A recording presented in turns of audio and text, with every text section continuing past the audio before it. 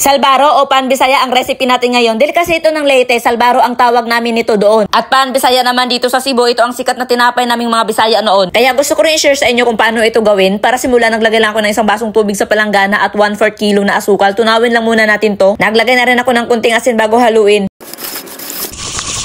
Ang tagal naman matunaw ng asukal kaya nilagay ko na lang ang kalahating kilo ng nyog. Okay lang yun. Ang kalahating kilo ng nyog ay mga 2 nyog ito sa katamtamang laki. Haluin lang ng maigi hanggang sa mag-well combine yung asukal at yung nyog. Naglagay na rin pala ako dito ng kalahating basong margarin. Pagkatapos ay inilagay ko na rin ang 1 kilong harina at mekos-mekos ulit. At para naman sa ating pampaalsa, naglagay lang ako ng 1 kutsarang yeast. Yan lang ang mga sangkap ng Pan-Bisaya o Salbaro. Sobrang dali lang i-provide. Pagkatapos nga nating haluing mabuti ay magbilog-bilog na tayo. Naglagay lang ako ng mantika sa aking mga kamay para hindi dumikit yung dough. Tapos yung sukat naman ay tansyahan lang yung laki. Since pangkain lang namin ito. Pero kung ititindan ninyo, syempre kailangan yung sukatin para pare-pareho yung laki yung tinapay ninyo. Ito palang tinapay na to ay may iba't ibang hugis. Kaya ipapakita natin lahat dito yan. At yung unang ginawa nga natin ay yung bilog-bilog na magkadikit-dikit sila. At itong ginagawa natin ngayon ay ito yung paoblong na shape. Bale, 3 piraso lang yung gagawin natin dito at magkadikit-dikit pa rin sila gaya nung sa bilog-bilog natin kanina. Kadalasan ay mas malaki pala ang sukat nito kaysa dun sa nauna natin ginawa. At itong natira nating dough ay para sa ikatlong hugis natin to. Pero bago natin siya hulmahin ay lagyan muna natin siya ng muscovado sugar para maiba naman. Mas appealing din kasi at may kakaibang aroma kapag may muscovado sugar yung tinapay. Okay na din yung ganitong pagkahalo. Pwede na itong bilugin para may batik-batik naman yung tinapay pagkaluto. Obvious naman ang pangatlong design natin ay pabilog pa rin pero flat siya. Ang tawag dito ay palapad naman. Itong mga sukat ko sa bawat tinapay talagang sobrang laki nito kasi aalsa pa to. Siguradong mabubusog nito ang kakain nito sa isang pirasong tinapay.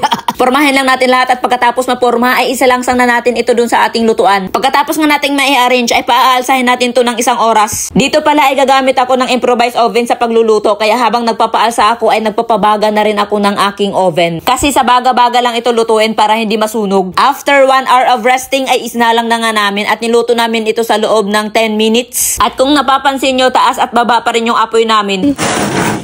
At luto na nga yung ating Pan-Bisaya o Salbaro, no? Sobrang dali lang talaga namin magluto kahit 1 kilo yung aming ginama kasi nga malaki ito aming improvised oven.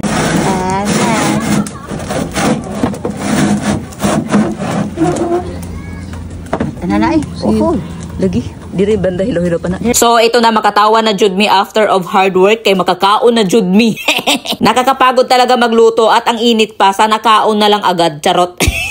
Yan ang papaatiyahin ko, katuwang ko sa aking mga luto-luto dito sa bukid. Ganito lang ang buhay namin sa bukid.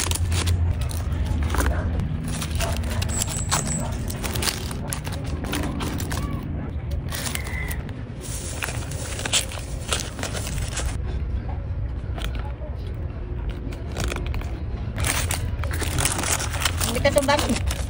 Apa?